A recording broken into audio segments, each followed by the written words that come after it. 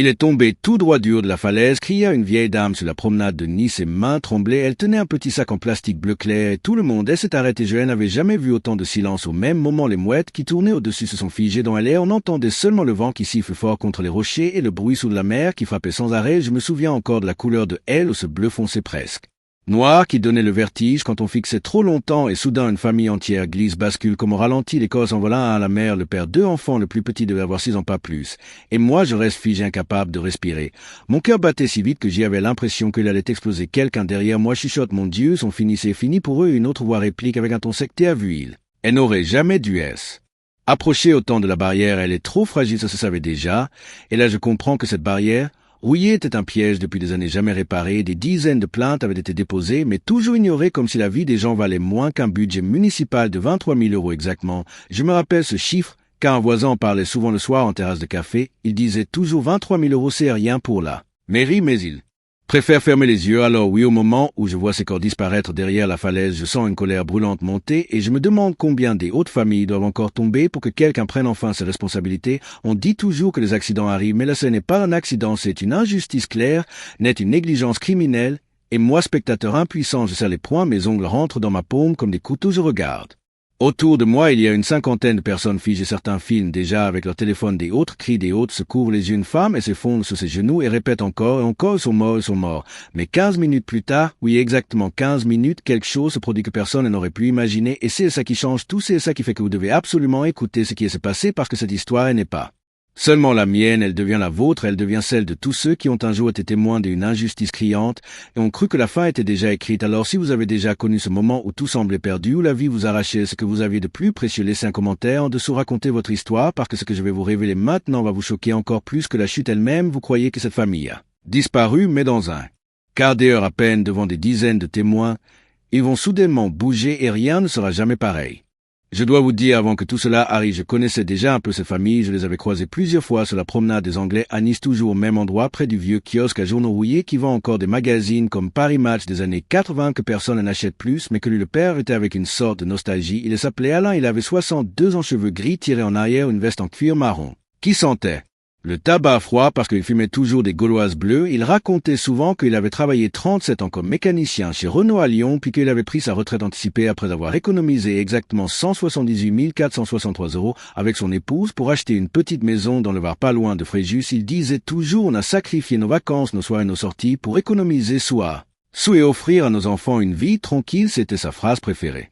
Offrir à nos enfants une vie tranquille, et sa femme Marie souriait discrètement. Elle portait souvent une robe à fleurs style années 70 qui rappelait les bals populaires de campagne. On aurait dit une photo jaunie sortie d'un album.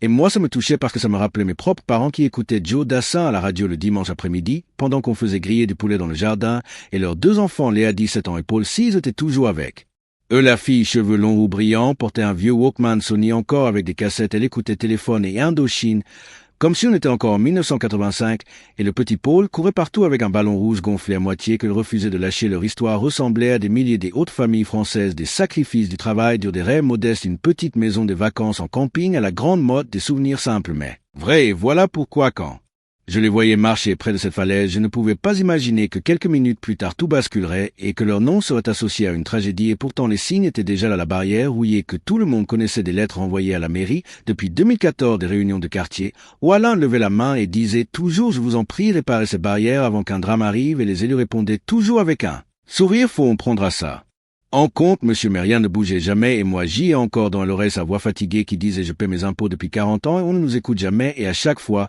il repartait tête basse, main dans la main avec sa femme et ses enfants, comme s'il croyait encore qu'un jour quelqu'un allait agir. Voilà le poids de leur sacrifice, voilà pourquoi quand le sol a cédé sous leurs pieds, ce n'était pas seulement un accident, c'était la preuve que des années d'efforts, des économies, de respect des règles ne valent rien face à l'arrogance et à l'indifférence du pouvoir. Et c'est pour ça que je ne peux pas oublier leurs visages. Se jouent là les visages de gens simples, honnêtes, qui méritaient mieux, et vous allez voir comment tout ça va dégénérer parce que ce que je croyais être la fin et n'était en réalité que le début d'une escalade insupportable de mépris et d'injustice. Et je vous demande à vous qui regardez cette vidéo, qu'est-ce que vous auriez fait à ma place face à ce silence? À cette indifférence, est-ce que vous auriez baissé la tête ou est-ce que vous auriez continué à parler malgré tout? Dites-le moi dans les commentaires parce que votre avis compte plus que vous ne l'imaginez et parce que ce que vous allez entendre ensuite va vous mettre en colère encore plus que vous ne le pensez. Le lendemain du drame, les journaux locaux comme Nice Matin titraient accident malheureux, une famille précipitée dans le vide, et déjà ça m'a mis en rage parce que ce mot accident ne collait pas du tout à la réalité. Tout le monde savait que la barrière était pourrie depuis des années, tout le monde savait qu'elle avait été signalée des dizaines de fois, et pourtant les autorités faisaient comme si de rien n'était quand je suis allé sur place 2 jours plus tard pour déposer des fleurs. J'y ai vu quelque chose qui m'a glacé le sang. Des ouvriers de la mairie repeignaient la barrière avec une peinture vert brillante, comme si une couche de peinture allait cacher la rue profonde des J, et entendu un des antres dire à voix basse « On nous a dit de faire vite avant que la télé revienne filmer », et ça m'a donné envie de hurler parce que je savais que cette famille devenait doublement humiliée dès à bord, par la chute ensuite par ce maquillage ridicule qui visait seulement à sauver elle, image de la mairie et pas la vie des gens. Quelques passants s'arrêtaient filmer avec leur téléphone et l'un d'eux cria « Même vous avez honte, vous auriez dû réparer ça depuis 2014 » et elle ouvrier baissait la tête en silence. Le pire, c'est que 3 élus sont arrivés costume gris sourire, forcés lunettes de soleil, et ont commencé à serrer des mains comme si de rien n'était. Une dame âgée. Elle s'est avancée vers eux, elle tremblait, elle avait environ 75 ans, elle a dit une voix cassée, J éperdument. Frère, ici, il y a 3 ans, vous n'avez jamais rien fait, et l'élu principal, un certain M. Dubois, adjoint au maire, a simplement haussé les épaules et dit avec un mépris glacial « Madame, ce n'est pas la même situation. On ne peut pas être partout, et là, je vous jure que J ai vu les poings se serrer autour de moi, des regards en feu des gens, prêts à exploser de colère. Cette arrogance, cette froideur, c'était comme une gifle publique pour tous ceux qui avaient connu cette famille, et même pour ceux qui ne les connaissaient pas. Ensuite, ils ont osé organiser une petite cérémonie officielle devant la falaise avec un micro, un drapeau tricolore et un discours qui parlait de fatalité et de destin cruel, comme si tout ça était écrit d'avance, alors que la vérité c'est qu'ils avaient choisi d'ignorer toutes les alertes. Et pendant que M. Dubois parlait au micro J, et entendu derrière moi un jeune homme murmurer en filmant avec son smartphone « Regarde, bien je vais mettre ça sur Facebook et que tout le monde sache la vérité ». C'est là que J ai compris que quelque chose se préparait, que cette injustice allait prendre une dimension plus grande parce qu'elle était désormais filmée, partagée, témoignée par des dizaines de personnes, et chaque nouvelle humiliation, chaque mot méprisant, chaque sourire forcé allait devenir une preuve contre. Et pourtant la famille des Alain n'était même pas encore enterrée, que déjà on laissait entendre que peut-être ils avaient été imprudents, que peut-être ils avaient ignoré les panneaux, et ça c'était la goutte de trop entendre ça alors que je les avais vus des dizaines de fois, prudents et attentifs, toujours à rappeler aux enfants de ne pas courir trop près de la barrière. C'était comme cracher sur leur mémoire. Et moi je me disais, combien de fois encore allons-nous laisser les puissants écraser les petites gens avec le mensonge? Combien de fois allons-nous accepter de baisser la tête et de faire semblant que tout va bien alors que tout est pourri de elle? Intérieur, cette escalade de mépris, je la voyais sous mes yeux, et je savais qu'un point de rupture approchait. Je ne savais pas encore comment ni quand, mais je sentais que cette fois la vérité allait exploser et que plus rien ne pourrait l'arrêter. Ce soir-là, après la fausse cérémonie officielle, je suis resté longtemps assis sur un banc face à la mer. Il devait être environ 20 heures, le soleil disparaissait derrière les collines et la mer prenait une couleur rouge sombre, presque sang, et dans ce silence lourgi, et senti quelque chose changer en moi. Jusque-là, je n'étais qu'un témoin impuissant, un simple passant qui avait vu une horreur, mais à cet instant précis, je savais que je ne pouvais plus me contenter de regarder. J'y ai repensé à toutes les fois où j'y avais entendu Alain se plaindre à voix basse de la barrière, à toutes les mains levées dans les réunions, ignorées par les élus, et surtout à son rire quand il disait malgré tout « ça ira, tu verras, ça ira toujours », et ce rire s'est brisé dans ma mémoire comme une assiette qu'on jette contre un mur. Je me suis levé J et regardé autour de moi. La promenade était presque vide, sauf 2 ados qui jouaient avec leur trottinette et une vieille radio sur un balcon crachotait encore une chanson de Michel Sardou comme dans les années 70, et cette nostalgie m'a donné du courage. Je me suis dit que ces chansons, ces souvenirs, ces voix appartenaient à un monde où on ne baissait pas la tête devant l'injustice. Et c'est là que j'y ai pris ma décision. Plus jamais je ne laisserai passer ça, plus jamais je ne regarderai sans rien dire. Alors j'y ai sorti mon vieux carnet que je traîne toujours dans mon sac en cuir usé depuis 30 ans. J'y ai noté l'heure exact 20h13, le lieu promenade des Anglais, Nice. La phrase clé, il savait depuis 2014, et J ai juré que ce carnet deviendrait une arme, pas un souvenir. Ensuite J et commencé à collecter tout ce que je pouvais, des témoignages précis, des vidéos de smartphone, des copies de lettres envoyées à la mairie, des photos de la barrière où est J, et même retrouvé une note d'un conseil municipal de 2016 où la réparation avait été repoussée pour cause de budget insuffisant. Montant indiqué 23 800 € exactement, et ce chiffre revenait comme une malédiction. C'était la somme de la négligence, et je me disais que si je pouvais assembler tout ça, si je pouvais le mettre devant les yeux de tous, alors plus personne ne pourrait dire accident, plus personne ne pourrait parler de fatalité. Ce moment était comme une lumière dans ma tête, une lucidité totale, une voix intérieure qui disait « Calme-toi, organise-toi ». Ce patient frappe au bon moment J et respirait profondément. Elle air salé J et sentit mes mains trembler, mais pas de peur cette fois, de détermination. C'était la fameuse calme avant la tempête. Je savais que je n'étais pas seul, que des dizaines de témoins partageaient déjà leurs vidéos, que la colère montait dans le quartier, que même des inconnus se sentaient concernés, et je voyais bien le regard dans les cafés, les discussions animées le soir sur la place Masséna. Chacun répétait la même chose cette fois. Si ça ne passa pas, et dans ce climat J et compris que le point de virage était franchi, que il n'y aurait pas de retour en arrière. La patience avait assez duré, la dignité avait été piétinée trop longtemps, et le réveil était arrivé. Le jour où tout a basculé, c'était un mardi exactement à 10 heures du matin devant la mairie de Nice, la grande façade beige avec ses volets verts et le drapeau bleu-blanc-rouge qui flottait paresseusement sous le vent chaud de septembre. Des dizaines de gens et s'étaient rassemblés, certains avec des pancartes, des autres simplement avec leur téléphone prêts à filmer. J'y étais parmi eux, mon carnet sous le bras et mon sac rempli de copies de documents que j'y avais passé des nuits entières à rassembler. Il y avait les lettres des Alains, les photos de la barrière rouillée, les témoignages des voisins, les coupures de presse ignorées et surtout cette note municipale de 2016 où le montant de 23 800 € apparaissait noir sur blanc et qui prouvait que tout le monde savait depuis longtemps quand l'adjoint Dubois est sorti du bâtiment, costume impeccable, sourire de façade entouré de 2 assistants. Il a eu un instant de surprise en voyant la foule, mais il a vite repris son masque au teint et a dit d'une voix forte: mes chers concitoyens, nous partageons tous la douleur de ce drame, mais il ne faut pas chercher des coupables là où il n'y en a pas. Et là, je me suis avancé, et senti les regards se tourner vers moi, et sorti les papiers de mon sac, mes mains tremblaient, mais pas de peur, cette fois de colère contenue, et je lui ai dit: Monsieur Dubois, vous saviez, depuis 2014, vous avez reçu ces lettres, vous avez repoussé la réparation pour un budget dérisoire de 23 800 €, vous avez ignoré les alertes et aujourd'hui, une famille entière est tombée à cause de votre silence et à ce moment précis, j'y ai levé bien haut les feuilles photocopiées. La foule a commencé à crier, les caméras des téléphones brillaient comme des étoiles et Dubois a blêmi son sourire et s'est effondré, ses lèvres tremblaient, il a voulu répondre. Mais une femme dans la foule a crié: menteur, on a les vidéos, on a tout. Et soudain, plusieurs personnes ont brandi leur téléphone en montrant les preuves, les enregistrements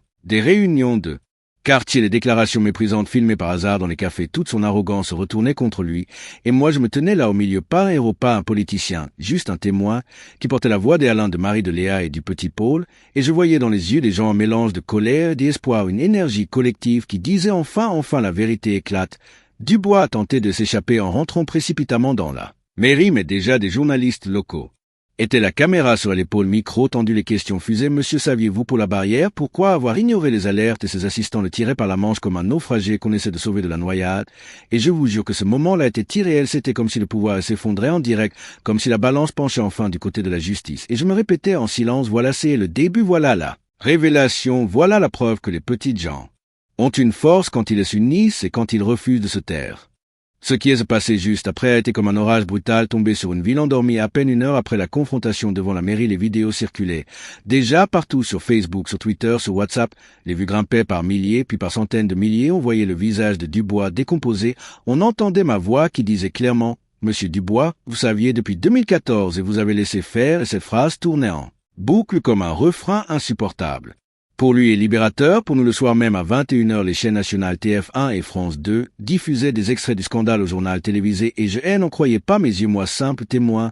Je voyais mes propres mains tremblantes apparaître sur l'écran, tenant les papiers devant la foule, et ce choc immédiat se propageait partout devant la mairie. Les habitants avaient continué à se rassembler et cette fois, il n'était plus quelques dizaines, mais des centaines, puis des milliers. Les klaxons retentissaient dans les rues voisines, des pancartes improvisées apparaissaient écrites au marqueur sur des cartons: justice pour la famille Dubois, démission, sécurité pour tous. Et la police municipale, dépassée, observait sans rien dire parce que même savait que la vérité avait éclaté. Dubois a tenté de publier un communiqué maladroit où il parlait encore des accidents et de fatalités, mais chaque mot était repris, démonté, ridiculisé en direct par les internautes. Je voyais des commentaires défiler par dizaines de milliers: menteurs ont démission, et les partages s'accumulaient. Le compteur atteignait 1 million de vues en moins de 24 heures et déjà des élus nationaux demandaient une enquête parlementaire. La chute était en marche et elle était publique, instantanée, irréversible. Le lendemain à 8 heures du matin, Dubois n'est pas venu à son bureau. Il était officiellement mis en retrait. Une enquête judiciaire était ouverte pour négligence criminelle et mise en danger de la vie d'autrui. Ce mot criminel résonnait comme une revanche pour tous ceux qui avaient perdu un proche à cause du mépris des autorités. La barrière fut immédiatement démontée et remplacée par une structure neuve en acier inoxydable en l'espace de 2 jours, preuve que l'argent et les moyens avaient toujours existé et que seule la volonté avait manqué. Et quand les ouvriers installaient la nouvelle barrière, les passants applaudissaient, certains filmaient, des autres chantaient même une vieille chanson de Johnny Hallyday comme dans les années 70, une atmosphère de fête mêlée de rage et de soulagement. On voyait clairement que l'injustice renversait sous nos yeux. Dubois était humilié publiquement. Son nom devenait synonyme de honte et de trahison dans toute la région. Ses anciennes déclarations méprisantes ressortaient une à une, diffusées sur Internet avec des millions de vues. Et moi, je regardais tout ça comme un spectateur incrédule, mais aussi comme un acteur. Malgré moi, je savais que quelque chose d'immense venait de commencer, un mouvement que personne ne pourrait plus arrêter parce que la justice venait enfin de frapper en temps réel, devant des témoins, devant des caméras, devant le pays entier, et cette fois, rien ni personne ne pourrait réécrire l'histoire. Des semaines ont passé depuis ce jour et chaque fois que je repense à la chute de cette famille, à ce silence lourd au-dessus de la mer bleue de Nice, puis à l'explosion de vérité devant la mairie, je sens encore des frissons dans tout mon corps. Au début, je croyais avoir assisté à un drame sans retour, je croyais que ces vies étaient englouties à jamais dans l'indifférence, mais ce qui s'est passé après m'a appris quelque chose de plus grand, de plus fort. J'y ai compris que, même quand on est seul même, quand on se sent petit face à un système énorme, la voix d'un témoin peut déclencher une vague assez puissante pour renverser les murs de silence. Aujourd'hui, la barrière est neuve, solide, brillante au soleil. Les passants y appuient en sécurité et une plaque est fixée en mémoire des Alain, de Marie, de Léa et du petit Paul. Et quand je lis leur nom gravé, je pense à tous les dimanches après midi passés à écouter Joe Dassin au bal populaire aux cassettes de téléphone au petit ballon rouge que les enfants refusaient de lâcher. Je pense à tous ces sacrifices de toute une vie qui ne doivent jamais être oubliés et je comprends que ce combat n'était pas seulement pour eux mais pour nous tous, pour chaque citoyen qui paie ses impôts, qui respecte les règles et qui mérite en retour respect et protection. Depuis ce jour, ma vie a changé. Je ne traverse plus la ville avec les yeux baissés. Je lève la tête, je parle, je questionne, je refuse le silence complice et je vous le dis, à vous qui écoutez. Cette histoire, votre voix compte plus que vous ne l'imaginez. Si vous avez déjà connu une injustice, si vous avez déjà vu quelqu'un méprisé, ignoré, trahi par des puissants, racontez-le dans les commentaires, partagez cette vidéo parce que plus on parle, plus on montre, plus on filme, moins ils peuvent cacher. Si ce récit vous a touché, alors abonnez-vous au canal, activez la cloche pour ne rien manquer et surtout rejoignez cette communauté qui refuse de baisser la tête. Nous sommes plus forts que ce que nous croyons et je veux que vous emportiez une seule phrase en mémoire, rien n'est jamais perdu tant qu'il reste quelqu'un pour dire la vérité. Aujourd'hui, c'était moi, demain ce sera vous. Ensemble, nous pouvons transformer l'injustice en justice, la peur en courage, le silence en voix. Et si cette histoire vous a bouleversé, partagez-la avec un ami, un voisin, un proche qui a besoin d'entendre que même face au mépris, il existe toujours un espoir parce que la chute de cette famille, elle n'a pas été une fin. Elle a été un commencement.